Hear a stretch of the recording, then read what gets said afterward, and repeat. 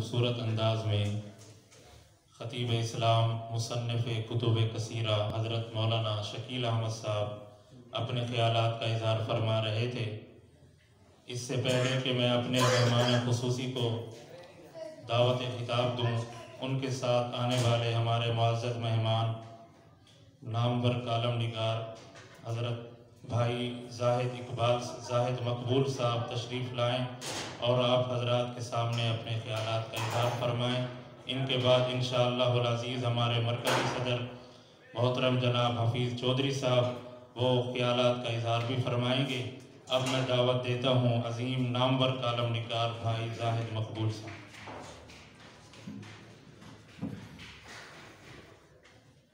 نحمدہ و نصلی علی رسول الکریم، اما بعد، اعوذ باللہ من الشیطان الرجیم، بسم اللہ الرحمن الرحیم، نون والقلم وما یسطرون، صدق اللہ العظیم۔ میرے لیے بہت ہی سعادت اور اعزاز کی بات ہے ایک طالب علم، اہل علم، اساتذہ، علماء، مشائخ کی مجلس میں کیا گفتگو کر سکتا ہے۔ حکم بجا لاتے ہوئے دو تین باتیں عرض کروں گا۔ قلم کا میدان یہ آرٹ سے نہیں ہے، بلکہ حضرت آدم سے شروع ہوا ہے۔ تب سے یہ سلسلہ چلا، حضور علیہ السلام تک پہنچا۔ حضور نبی کریم صلی اللہ علیہ وسلم نے جہاں پر دعوت و تبلیغ کا سلسلہ زبان سے، اپنے عمل سے، قول و فعل سے جاری رکھا، وہیں پر قلم سے بھی، خط و کتابت کے ذریعے بھی اس عمل کو جاری رکھا۔ تو معلوم ہوا کہ قلم حضور علیہ السلام کی تبلیغ کا ایک حصہ ہے، اور یہ سلسلہ چلتا رہا۔ آخر میں بر صغیر کی تقسیم ہوئی،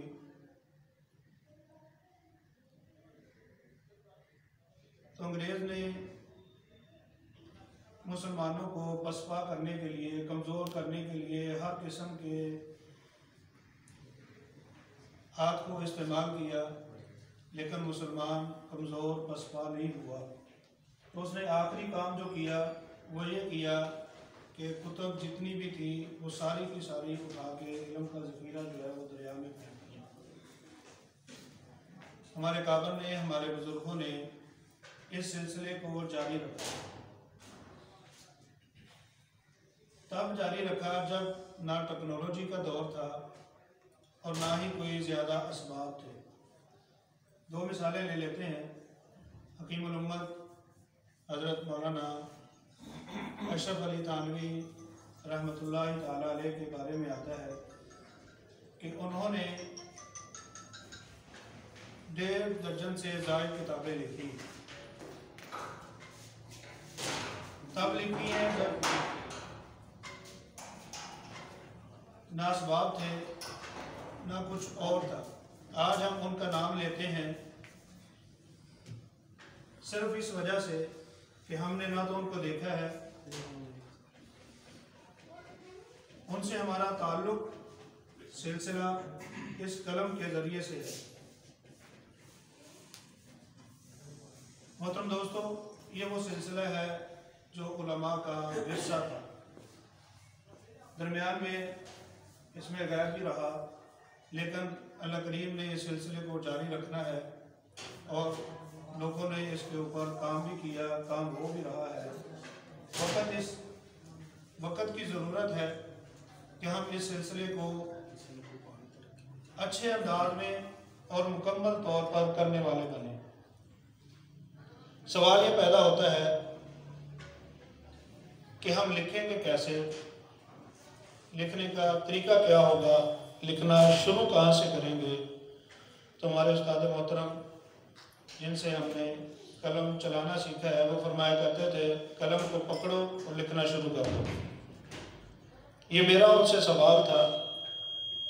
تو تب سے انہوں نے اپنی ورکشاپ میں اور اپنے صحافت کورس میں اس کو مستقل ایک سوال بنا لیا کہ لکھنا کیسے شروع کریں، لکھنا کا انداز کیا ہونا چاہیے، کب لکھیں، کیسے لکھیں۔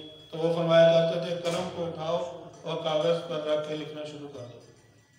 محترم دوستو، لکھنے کے بہت انداز ہیں، بہت طریقے ہیں اور اس کی صرف بہت ہیں، لیکن شروع کرنے کے لیے انسان جو روزانہ کی بنیاد پہ مطالعہ کرتا ہے وہ رات کو یا اسی وقت حاصل مطالعہ اپنی ڈائری میں لکھ لے۔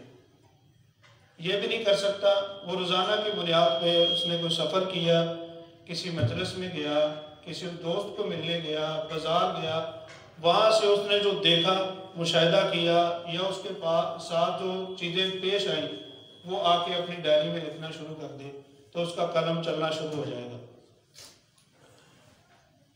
اور اس کے ساتھ ساتھ سیرت کا مطالعہ جو میں سمجھتا ہوں آج کے دور میں فرض عین کا درجہ رکھتا ہے،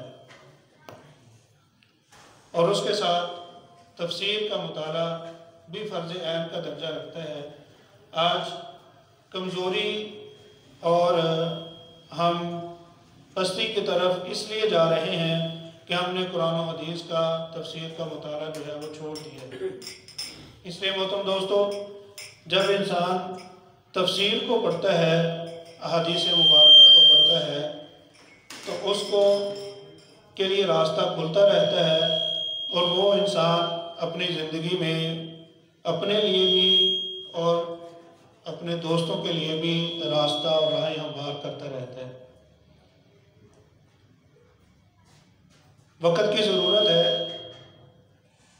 سوشل میڈیا کا دور ہے، آسانیاں ہیں، سہولتیں ہیں، اور اس کے ساتھ ساتھ پہلے دور میں یہ ہوتا تھا کہ قلم کو لکھنا، تیار کرنا، خط کے ذریعے بھیجنا، اس کی پیروی کرنا، اخبار کو حاصل کرنا، اخبارات کو دیکھنا کہ کس اخبار میں میرا کالم لگا ہے، نہیں لگا، سورسز، روابط مشکل تھے۔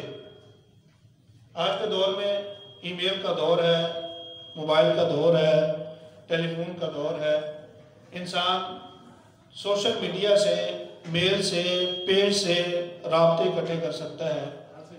لکھنا بھی مشکل نہیں، چھپوانا بھی مشکل نہیں، اس لیے کوشش کریں کہ ہم سیرت کے عنوان پر اور دینی موضوعات پر لکھنے کی ابتدا کر دیں، چونکہ ہماری یہ بیسک ہے، اس پر ہم لکھنے کا جو طریقہ ہے وہ شروع کر سکتے ہیں۔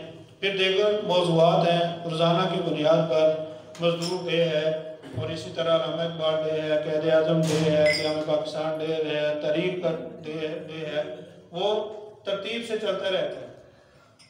اس لیے کوشش کریں کہ آدمی جس فیلڈ میں ہے اس کا جتنا مطالعہ ہے اس پر وہ لکھنا شروع کر دے تو رابطے اور جو ہے انسان کی ایک دوسرے سے روابط جو ہے وہ نکلنا شروع ہو جاتے ہیں۔ مجھے یاد ہے جب میں نے سب سے پہلے کہانی لکھی، میں اشتیاق احمد کو پڑھا کرتا تھا۔ جب سے میں نے سب سے پہلے کہانی لکھی تو میں نے اپنے حفظ کے جو استاد تھے ان کے سامنے لے کے گیا، انہوں نے اس کی کچھ جو غلطیاں تھیں وہ ختم کی، مجھے کہنے لگے کہ یہ کیا کرنی ہے۔ میں نے کہا جی میں اشتیاق احمد کو پڑھتا ہوں، میرا بھی دل چاہتا ہے اس طرح رنگین صفحے پر یہ الفاظ مجھے نظر آئے اور لوگ مجھے پڑھیں۔ تو وہ مجھے کہنے لگے بیٹا ایک دن آئے گا تیری کہانیاں اور اخبارات میں، رسائل میں نام آئے گا، لیکن اس سے پہلے پڑھنا بھی ہے اور یہ اسٹرگل کرنی ہے۔ ہفتے کے بعد بچوں کا اسلام آتا تھا، وہ میں پڑھتا تھا اور اپنی ایک کہانی اگلا ہفتہ آنے سے پہلے تیار کرتا تھا۔ وہ ساری کہانیاں پڑھتا، پھر دیکھتا، لکھتا، بار بار تیار کرتا۔ استاد صاحب اس کی جو ہے وہ تصحیح فرماتے تھے۔ زیادہ وقت نہیں گزرا، اسی طرح ایک دوست سے رابطہ ہوا تو اس نے مجھ سے خط منگوانا شروع کیے اور بچوں کے اسلام میں چھپنا شروع ہو گیا۔ اس دور کو دیکھتا ہوں، یہ زیادہ دور کی بات نہیں ہے، اور آج دیکھتا ہوں اب تو میل کا دور ہے، رابطے ہیں، بندہ ادھر سے لکھتا ہے، سیکنڈ کے بعد ادارے کے پاس پہنچ جاتا ہے، وہ چھپ جاتا ہے۔ اس لیے کوشش کریں کہیں بھی نہیں آپ لکھ سکتے یا چھپوا سکتے تو آپ کی اپنی وال ہے وہاں مثبت انداز میں اپنے پیغام کو اپنے قارئین تک پہنچانا شروع کر دیں. اپنے پیج پہ لکھنا شروع کریں, اپنے واٹس ایپ گروپس میں اس میں سیرت کے عنوان پر جو آپ کو عنوان اچھا لگتا ہے یا جس میں آپ اپنا قلم روا کر سکتے ہیں اس پر لکھنا شروع کر دیں. کوشش ہونی چاہیے کہ ہمارے قلم میں مثبت پیغام جو ہے وہ امت تک پہنچے. جس طرح دیگر شعبات ہیں اس کی ضرورت ہے اور اس ضرورت کو لوگ پورا کر رہے ہیں, اسی طرح قلم کا شعبہ ہے, اس کی ضرورت ہے اور اس ضرورت کو ہم نے پورا کرنا ہے, پورا بھی کر رہے ہیں. اس کی مثال حضرت مولانا عبدالکریم ندیم صاحب ہیں. انہوں نے اپنی ساری زندگی بیانات میں اسفار میں گزاری ہے. آخری عمر میں یہ اپنی زندگی کا نچوڑ جنہوں نے کتابوں سے نکالا ہے ان کو کتابوں میں چھپوانا اور کتابوں کی ترسیل کا سلسلہ کیوں شروع کیا؟ یہ ایک سوال ہے نا کہ میں نے جو بیانات کیے زندگی اپنی کھپائی, اس میں کسی جگہ وہ محفوظ ہیں کسی جگہ نہیں محفوظ, تو یہ سارا نچوڑ محفوظ رہنے کا ذریعہ قلم بنا, کاغذ بنا. استاد محترم ڈاکٹر عمر فروخ راشد صاحب جامعۃ الرشید کراچی سے ہیں, ہمارے استاد ہیں صحافت کے. وہ فرمانے لگے کہ ہمارے استاد مولانا مفتی عبدالرحیم صاحب فرمایا کرتے تھے کہ تحریر ایسے ہی ہے جیسے ماں کا دودھ ہے. جب تک بچہ ماں کا دودھ پیتا رہتا ہے تب تک ماں کا دودھ آتا رہتا ہے. کہاں سے آیا کیسے آیا یہ آج تک کسی کو نہیں پتا. تحریر کا میدان بھی ایسے ہی ہے, جب تک انسان اس کو پڑھتا ہے اور لکھتا رہتا ہے تو یہ سلسلہ چلتا رہتا ہے, بریک نہیں ہوتا. بریک اسی وقت ہوتا ہے جب کتابوں سے سلسلہ ٹوٹ جاتا ہے, کتابوں سے رابطہ ختم ہو جاتا ہے تو یہ قلم بریک ہو جاتا ہے. اس قلم کو چلانے کے لیے مطالعہ جتنا ممکن ہو جتنا ہو اس کو روزانہ کی بنیاد پہ انسان لکھتا رہے, اپنے پیج پر اپنے دوستوں سے اس کو جو ہے شیئر کرتا رہے, تو ایک دن آئے گا کہ آپ کے دوست ہی آپ کو حوصلہ دیں گے. قلم کی بات چل رہی ہے, دوسروں کی مثالیں بھی ہم دیتے ہیں. میرے کالج کے ٹیچر ہیں, لاہور ہوتے ہیں, پروفیسر امجد صاحب ہیں. وہ ادب کے میدان میں بڑا ان کا ایک نام ہے, بڑا قد ہے. سال پہلے میری والدہ کی طبیعت خراب ہوئی, 8-9 ماہ طبیعت خراب رہی. شوگر کے پیشنٹ ہیں, 2-3 آپریٹ ہوئے. ایک دن مجھے کہنے لگے حفصہ آپ کی تحریر آج کل نظر نہیں آتی. اخبارات میں بھی لکھتا ہوں, پڑھاتا بھی ہوں, لیکن سوشل میڈیا پہ مستقل بنیاد پہ لکھتا ہوں. تو میں نے بتایا کہ یہ مسئلہ ہے, ذہن منتشر ہے, ہاسپٹل میں چکر لگ رہے ہیں. وہ کہتے ہیں جہاں بھی ہو جس طرح بھی ہو کتاب اپنے ساتھ رکھو اور جتنا ممکن ہو روزانہ کی بنیاد پر اپنے پیج پہ لکھو. میں نے کہا سر اس کا کیا فائدہ ہوگا؟ کہتے ہیں کہ جس طرح میں, آپ میرے اسٹوڈنٹ ہو, میں آپ کو دیکھتا ہوں, میں نے دیکھا کہ 2 ماہ ہو گئے آپ کچھ نہیں لکھ رہے, تو اسی طرح آپ کے اور بھی بہت سارے قاری ہیں جو پڑھتے ہیں آپ کو, آپ کیا لکھ رہے ہو اور کس انداز میں لکھ رہے ہو اور کیا پیغام دے رہے ہو. اس لیے محترم دوستو آخری بات کر کے اجازت چاہوں گا, قلم کا میدان ہے, اس کو اچھے انداز میں ہم نے اپنانا ہے اور کوشش ہونی چاہیے کہ ہمارا پیغام جو ہے وہ مثبت انداز میں ہو. یہ وہ طاقت ہے جس کے ذریعے سے انسان جو ہے وہ بہت سارے انقلاب برپا کر سکتا ہے. اس لیے آپ لوگوں کی محبت شفقت کے اتنا سے طالب علم کو گفتگو کا موقع دیا. درخواست کروں گا کہ اپنی دعاؤں میں یاد رکھیں اور شفقت فرماتے رہیں اور دعا کریں کہ جس طرح ہم پہلے پڑھتے لکھتے ہیں مزید بھی پڑھتے رہیں اور لکھتے رہیں. بہت شکریہ.